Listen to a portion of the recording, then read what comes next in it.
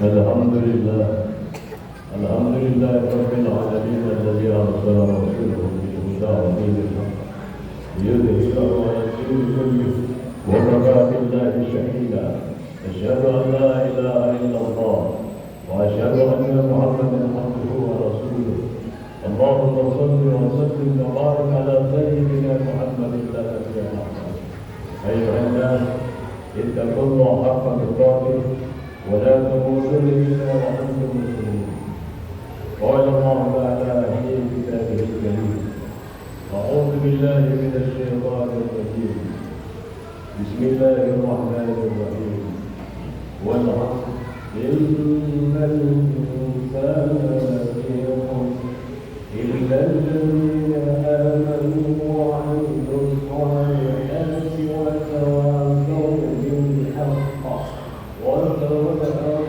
بالصبر. صدق الله. Hadirin yang dirahmati Allah Subhanahu wa taala, jamaah salat kita di bulan awal-awal bulan Zulhijjah yang dimuliakan Allah Subhanahu wa taala, di mana pahala ibadah terlibat jamaah. Wabil khusus melaksanakan ibadah salat Jumat yang dimuliakan oleh Allah Subhanahu wa taala, pahalanya terlibat. Hadirin yang dirahmati Allah Subhanahu wa taala, maka Allah berfirman, "Demi waktu sesungguhnya manusia itu merugi kecuali yang benar-benar efektif melaksanakan hidupnya, melaksanakan tawasul sabr, apalagi di detik-detik yang sangat berharga di awal bulan ini." Saudara-saudara yang dimuliakan oleh Allah Subhanahu wa taala, pada saat orang bertanya-tanya, kenapa kemudian ada kewajiban kurban? Padahal banyak orang yang sudah di PHK, banyak orang yang tidak bisa memenuhi kewajiban untuk membayar kurban. Kenapa kurban ada aturan kewajiban seperti ini? Kenapa kemudian negeri yang mayoritas umat Islam semacam itu konsumsi daging per kapita itu hanya 2,5 kilogram per tahun per orang? Padahal di Indonesia, padahal Sayyidina Ali radhiyallahu anhu mengatakan, makanlah daging, nanti kalian akan kuat, terdiri dan banyak mahal. Makanlah daging. Protein yang tinggi dari asam amino pada daging membuat kita kuat untuk berjuang untuk jihad di jalan Allah. Maka kalau dibandingkan di negara-negara yang tidak mayoritas umat Islam, apakah karena urusan itu dalam pertimbangan kultur, budaya? Maka di Argentina, di Brazil, di negara-negara yang lain, makan daging per kapita per tahun itu ada yang 40 kg per orang per tahun, ada yang 46 kg per kapita per orang per tahun. Tetapi di negeri yang rifah tidak ada bahkan ternak di mana hewan bisa diternakan oleh para pengembala dan para peternak. Kenapa kita tidak kuat memakan daging alias kita berada di dalam Kristus? Maka hadirin yang dirahmati Allah Subhanahu wa taala, di dalam Al-Quran diajarkan fasalli li rabbika wanhar, maka salatlah dan berkurbanlah. Bukan berkorban saudara-saudara, tapi berkurban. Beda itu antara berkorban sama berkurban. Kurban ini dalam rangka qurban, merapat-rapat kepada Allah Subhanahu. Beda dengan korban. Korban kecelakaan, korban penganiayaan, beda. Kurban itu dari kata kurban. Kalau orang ingin mendapatkan bantuan, dia perlu merapat pada orang, merapat pada apa-apa. Kalau anaknya ingin menjadi pegawai negeri atau ingin menjadi tentara, merapat sama orang yang bersenang-senang, itu namanya kurban, merapat. Kalau perlu bawa oleh-oleh, itu merapat. berharap pada Allah agar kita rezekinya ditambah, agar kita anak cucu dan keturunan mendapatkan lapangan pekerjaan yang barokah, agar anak cucu kita dibimbing dengan kitab Allah, agar keluarga kita, masyarakat kita tidak dibebani hutang negara. Itu namanya qurrah, rapat pada yang Maha Kaya. Allah Subhanahu wa Ta'ala, kita merapat minta bantuan, itu namanya qurrah, kurban. Kenapa disebutkan kalau orang tidak bisa melaksanakan kurban padahal dia mampu, maka jangan sholat. Umur sholatku di tempat sholatku, kata baginda Rasulullah sallallahu alaihi wasallam, jangan sholat padahal mampu. Ketika kita membina masyarakat pinggiran kali di sekitar Bogor ini, mereka sudah siap-siap dan melakukan kurban. Kemudian kita tanya, kenapa tidak ada kurban merapat pada Allah pada saat kemiskinan, pada saat didera oleh dan pinjaman online? Mereka mengatakan tidak mampu. Lalu saya tanya, kapan mampunya? Bertahun-tahun tidak mampu. Saya tanya kepada mereka yang dipikirkan yang tadi mendengar itu, sanggup beli bakso? Sanggup. Sanggup beli cendol? Sanggup. Sanggup jalan-jalan ke mall? Sanggup. Tapi kenapa tidak mampu berkurban? Karena kurban ini kemudian menjauh dari originalitas jabatan gotong royong. Maka hadirin yang dirahmati Allah Subhanahu wa Ta'ala, sejak zaman Rasulullah SAW itu orang bisa berkurban. Kalau bisa 1.000 ekor sapi, kalau tidak bisa ya 1 ekor sapi, kalau tidak bisa ya kambing, kalau tidak bisa ya keroyokan tentang sapi itu atau keroyokan tentang kambing. Kalau bisa seperti para nabi ribuan sapi. Maka hadirin yang dirahmati Allah Subhanahu wa Ta'ala, ketika menghadapi kondisi yang umat ini lupa, saya teringat pada tekanan mafia daging dan mafia impor daging dan mafia sapi yang ada di Indonesia, sehingga orang dibuat tidak bisa bergotong royong untuk kemudian menolong yang lain. Padahal kalau itu dilakukan sesuai contoh baginda Rasulullah sallallahu alaihi wasallam, dan waktu kita kecil dulu di pesantren diajarkan semacam itu, sekarang menjadi agak aneh. Di mana kemudian dalil dari baginda Rasulullah sallallahu alaihi wasallam ketika dia dikasih kambing setelah turun berkhutbah, tidak dijelaskan kepada kambingnya Rasulullah sallallahu alaihi wasallam apakah kambing sesahabat,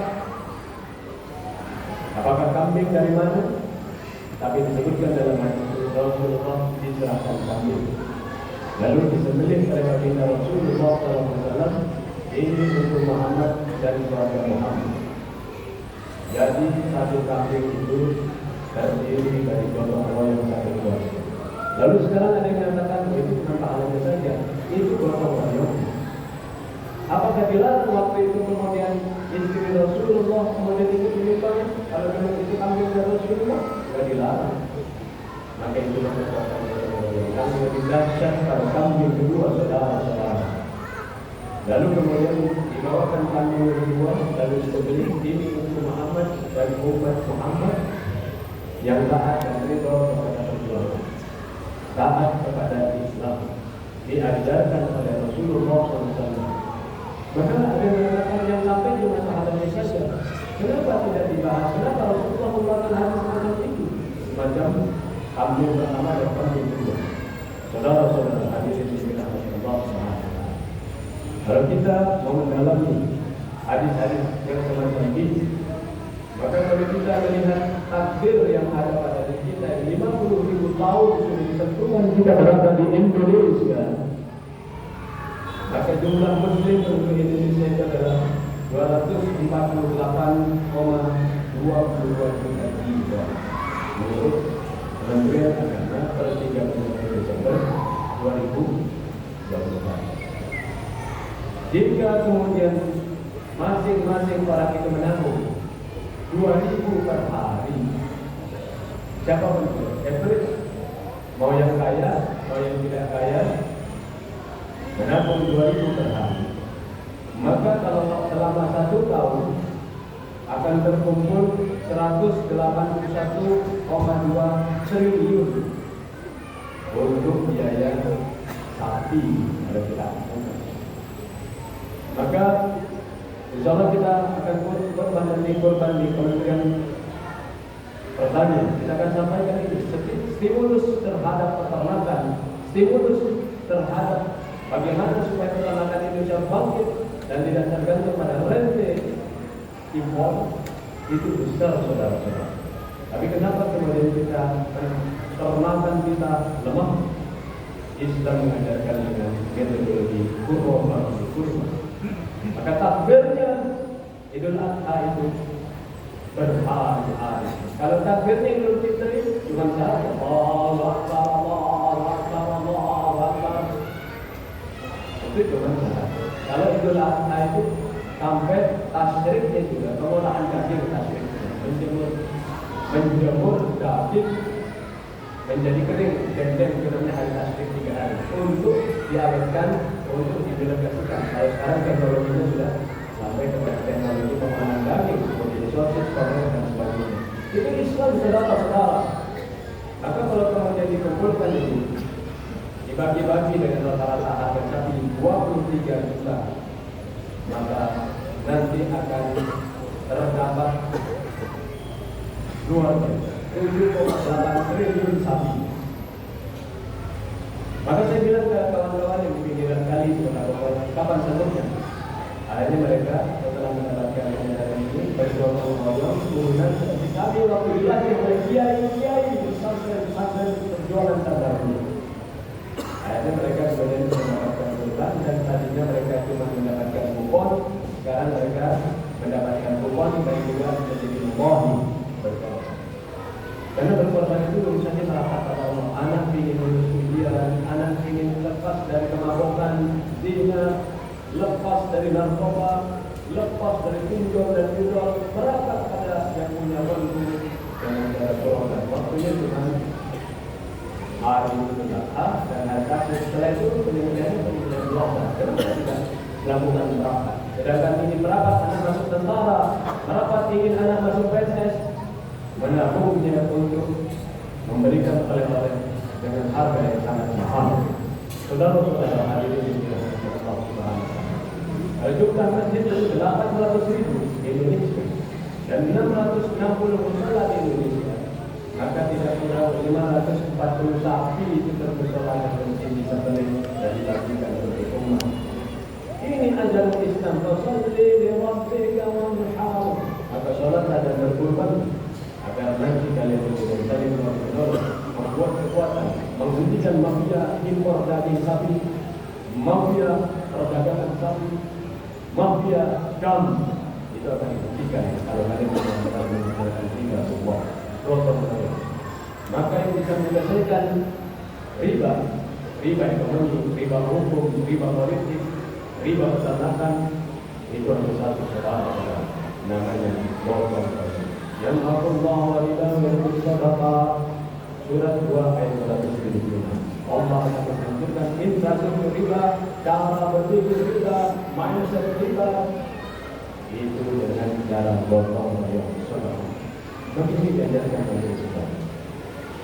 Maka hentikanlah gerakan-gerakan mafia dagang sapi, mafia impor daging sapi yang kemudian membuat rakyat yang kekurangan protein yang bagus untuk otaknya.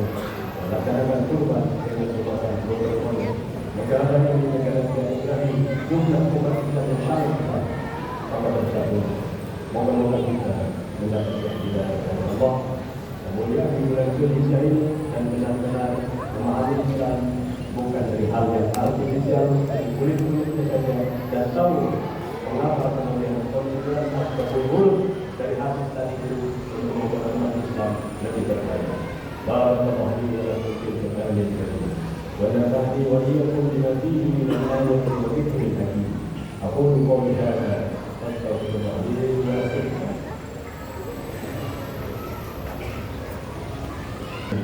الذي أرسل رسوله بالهدى والدين ليظهره على الدين كله وكفى بالله شهيدا. أشهد أن لا إله إلا الله وأشهد أن محمدا عبده ورسوله. اللهم صل وسلم وبارك على سيدنا محمد النبي الرحمة. أيها الناس اتقوا الله حق تقاته ولا تموتن إلا وأنتم مسلمون. قال الله تعالى في كتابه: بسم الله الرحمن الرحيم. قل هو الله أحد الله الصمد لم يلد ولم يولد ولم يكن له كفوا أحد. Kata-kata Allah itu Allah mengatakan, bukan lagi orang-orang kaya yang munafik, bukan lagi investor-investor yang berjaya. Allah Subhanahu Allah mengatakan, kita tahu pada saat kita melaksanakan kehidupan yang menuju kehidupan Allah dan menjadi oleh dunia. Allah tidak beranak dan tidak beranak, karena tidak boleh ada yang menjadi golden boy dengan Allah Subhanahu Wa Taala. Semua kita berhak merapat kepada Allah. Tidak ada yang menjadi penghubung kepada Allah. Kita berhak merapat semuanya. Kita tolong pada diri kita sebagai kesulitan kepada Allah dan menjadi walau dunia, walau dunia kufuran dan tidak ada yang setara dengan Allah yang sudah menolong keluarga kita yang terperosok dalam kesulitan, masyarakat yang terperosok pada pinjam dan jual, masyarakat yang kesulitan mendapatkan gizi gratis. Kita tolong semuanya kita mendapatkan perlindungan yang baik dengan keikhlasan mengawal dan sehingga kita benar-benar merdeka, benar-benar merdeka. Kalau kita tidak benar-benar merdeka, nanti kita kasih tempat penjajah seperti Belanda itu menjajah kita, lalu kemudian kita kasih tempat di sebuah kecamatan, di sebuah kabupaten, lalu kita bagi dua dengan penjajah Belanda. Itu hasilnya yang dikhianati. Perjuangan para ulama untuk membuat rakyat Indonesia yang jumlahnya banyak, muslimnya itu untuk mereka. Maka berkata two-state solution, bagi-bagi Israel dengan Palestina itu pengkhianatan kepada kita. Pengkhianatan terbuka Undang-Undang Dasar 1945 tidak boleh membiarkan rompak menjajah itu ditempatkan kemenangan dan diberikan negara. Demikianlah pelajaran kurban itu agar kita kemudian berani berperang dan tidak tergantung pada hasil, apalagi orang-orang Yahudi yang kemudian menjajah dan membantu melakukan perusahaan dengan tidak boleh tergantung pada Israel. Kita tergantung kepada Allah Subhanahu wa Ta'ala.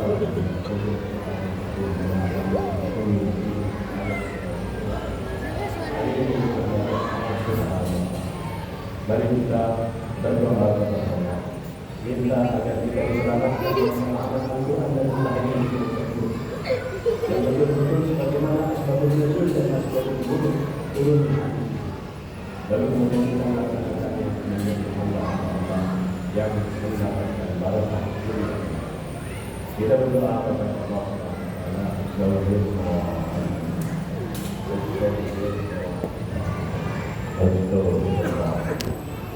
Allahumma salli ala sayyidina Muhammad wa ala alihi wa sahbihi. Allahumma rabbana ighfir lana wa li jami'il muslimin wal mu'minin wal mu'minat ala ahya'i wa amwat. Allahumma rabbana ighfir lana wa li walidina warhamhum kama rabbawna. Allahumma inna min ahli al-Qur'an ila wa fahman wa amna ya Allah. ربنا آتنا في الدنيا حسنة وفي الآخرة حسنة وقنا عذاب النار. وصلى الله على سيدنا محمد